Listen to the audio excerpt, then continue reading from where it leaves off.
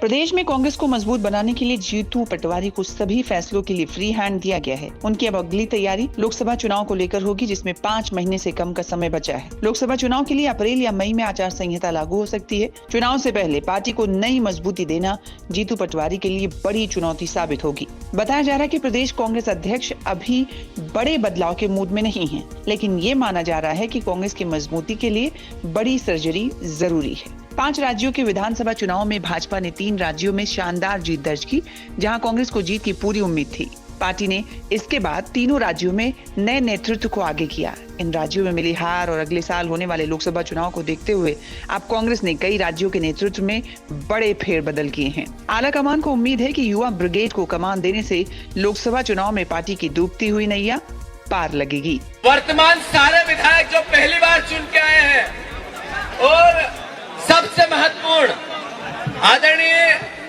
हम विधायकों के सदन में नेता आदरणीय उमंग सिंगार जी और उप नेता हेमंत कटारे जी, मैं अनुरोध करता हूं उनके लिए भी आप जोरदार तालियों से उनका स्वागत करें।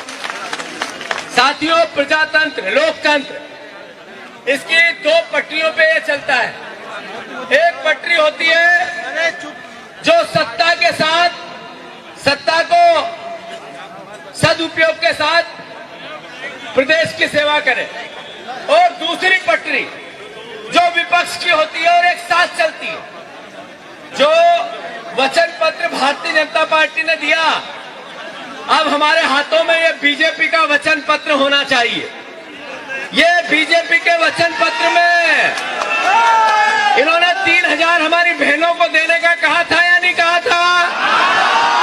आदरणीय शिवराज जी भैया ने बहनों को 3000 रुपया जैसे ही सरकार बनेगी मैं दूंगा।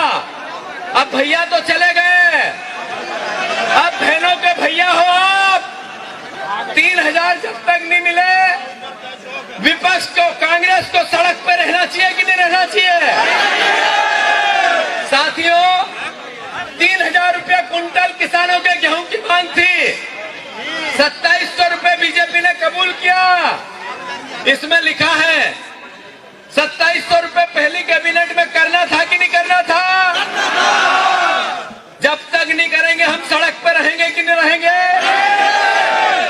3100 रुपए धान का दाम, हर घर को रोजगार, 2 लाख नौकरियां, 450 रुपए का सिलेंडर, ये सब शिवराज जी चिल्ला चिल्ला कर कहते थे कि नहीं कहते थे?